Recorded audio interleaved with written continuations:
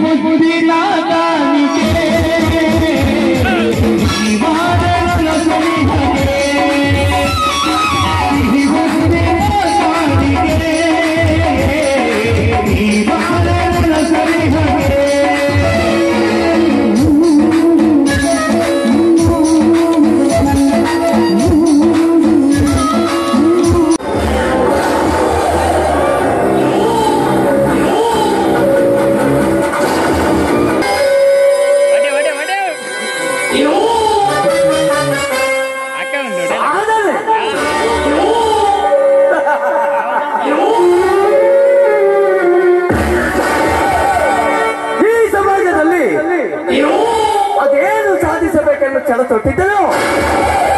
ಆ ಸಾಧನೆಯನ್ನು ಸರಾಗವಾಗಿ ಮಾಡಿ ಇದೇ ಸಮಾಜದವರು ಸರದಾರನನ್ನು ಬಿರುದು ಪಡೆದದ್ದಾಯಿತು.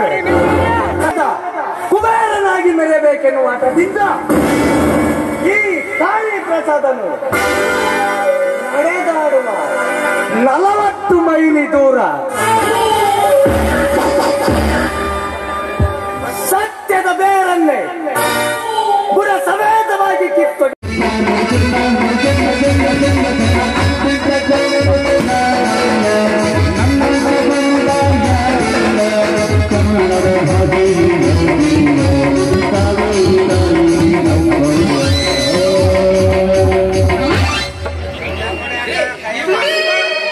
ಈ ಹೊಸಕೋಟ್ ಗ್ರಾಮದಾಗ ಏನ್ ಪಾಪ ಮಾಡಿ ಹುಟ್ಟಿರಂತ ಗೊತ್ತಿಲ್ಲ ನೋಡ್ರಿ. ನೀವು ಆಳ ಸೌಟು ನಾನು 7ನೇ ವರ್ಷ ಬೆನ್ನೆತ್ತಿರೋದು ಇಲ್ಲಿ ತನಕ ಬಿಟ್ಟಿಲ್ಲ.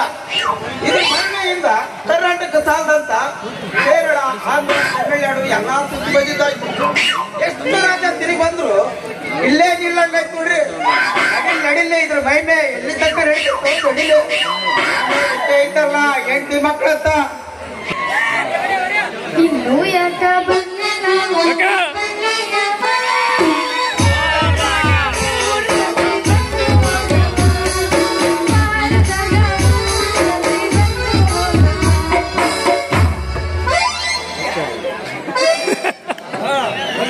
ಹಣ್ಣು ಬೇಕೇನ್ರಿ? ಹಣ್ಣು ತಾಜಾ ತಾಜಾ ಹಣ್ಣು ಯಾರಿಗ್ ಬೇಕ್ರಿ?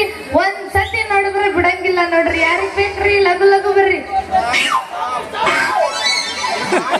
ರಸಪ್ರಧಾನಂತ ಎಣ್ಣೆ ಪುಟ್ಟಿ ಹೊತ್ಕೊಂಡು ಹಣ್ಣು ಯಾರಿಗೆ ಬೇಕಂತ ಕೇಳಿದ್ರೆ ಯಾರ್ತಾನೆ ಬೇಡಂತಾರೆ. ಆಮೇಲೆ ಮಾನ್ಗೇಡಿ ನಾ ಮಾರಕ್ ಬಂದಿರೋದು ಹಣ್ಣು. ನೀನ್ ನೋಡಿದ್ರೆ ಹಣ್ಣು ನೋಡು ಅಂದ್ರೆ ಯಾವತ್ತು ನೋಡ್ಲಿಲ್ದಂಗ ಹೆಂಗಸ್ರು ಮುಖ ನೋಡ್ದಂಗ್ ನೋಡಕತ್ತಿಯಲ್ಲ. ಎಣ್ಣೆ ಪಸಂದಾಗೈತೆ. ಹಣ್ಣಿನ ಜೊತೆಗೆ ಎಣ್ಣೆನೆ ಖರೀದಿ ಮಾಡೋಣ ಅಂತ ನೋಡಕಚ್ಚಿ ನೋಡ.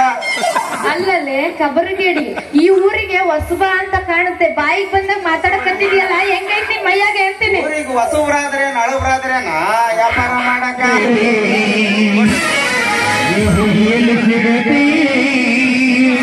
ನಿನ್ನ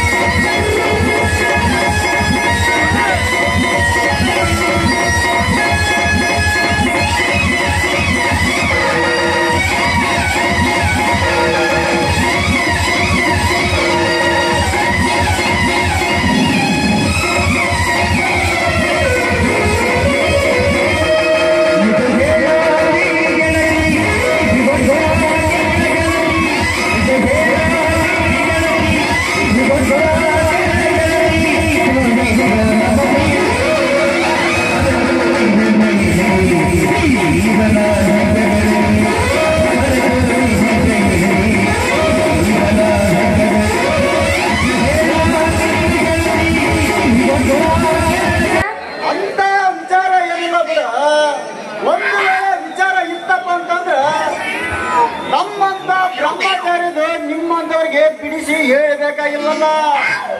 ಎಲ್ಲ ಬಿಟ್ಟು ಸೀದಾ ಅದೇ ವಿಷಯಕ್ಕೆ ಬರ್ತೀಯ ಅಂದಂಗಾತೆ. ನಾನು ಯಾವ ಸದ್ಯ ಬಂದ್ರು ನಿಮ್ಮ ವಿಷಯಕ್ಕೆ ಬರಂಗಿಲ್ವಲ್ಲ. ಅಂತಕ್ಕೆ ಬಂಗಿ ನಾನು ನಿನ್ನ ಹತ್ರ ಬರ್ಬೇಕು ಅಂತಾನೆ ಬರ್ತಿದ್ದೆ. ಆ ಮಾವ ಇದ್ದಾನಲ್ಲ ನನ್ನ ಅಡ್ಡ ಹಾಕಿ ಹಿಡ್ಕೊಬಿಟ್ಟ ನೋಡು. ಅಂದ್ರ ನಮ್ಮಿಬ್ಬರಿಗೂ ಅಡ್ಡಗಳು ಹೆಂಗ? ನಿಮ್ಮ ಮಾವ ಸಂಧಿ ಮನೆ ಸುಂದ್ರ ನಿಂತ ನನ್ನ ನೋಡು ಮಾವ ಅವನ್ ವಿಷಯ ಮಾತಾಡ್ತಿದ್ದಂಗೆ ಬಂದ ನೋಡು, ಛತ್ರಿ ಹಿಡ್ಕೊಂಡ್ ಕಂತ್ರಿ ನನ್ ಮಗ. ಇಲ್ಲ ಮಾವ,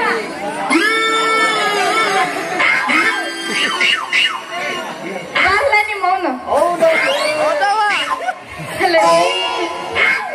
ಹೌದಲ್ಲೇ, ಇವತ್ತು ಮನಸ್ಸು ಬಿಚ್ಚಿ ಮಾತಾಡ್ಲಾರ್ದಂಗತ್ತಲ್ಲ. ಅಯ್ಯೋ ಮಾವ, ಮನ್ಸು ಬಿಚ್ಚಿ ಹೇಳಕ್ ಇನ್ನು ಬಹಳ ದಿನ ನನಗ್ ನಂಬಿಕೆ ಐತೆ, ಆದ್ರೆ ಇಲ್ಲಿ ಕುಂತ ಮಂದಿಗಿರ್ಬೇಕಲ್ಲ. ಅಯ್ಯೋ ಮಾವ, ಈ ಸೊಸೆ ನಿನಗ್ ಮಾತ್ರ ಸ್ವಂತ ಓಣಿಯಾಗಿರೋರ್ಗಲ್ಲ. ಈಗ ಈ ಓಡಿ ಜನಕ್ಕೆ ಆಗಕ್ ಹೊಂಟಿಯಲ್ಲಿ ಏನಂತೆ ಮಾವ, ಏನಂತೆ?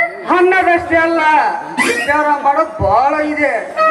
ಈ ಓಣಿಯಾಗ ವಿಚಾರ ಮಾಡಿದ್ರೆ ಮೊರದಿ ಪ್ರಶ್ನೆ ಹುಟ್ಟಿದ್ದಾಗ ಮನೆಗೆ ಹೋಗಿ ಹೋಗಲ್ಲ ನಿಮ್ಮ ಅವನು ಅನ್ನಬೇಡ, ಮನುಷ್ಯ ನೋವಾಗುತ್ತೆ. ನಿಮ್ಮ ಅವನ್ ತುರುಬು. ಹಂಗಲ್ಲ ಅಕ್ಕ.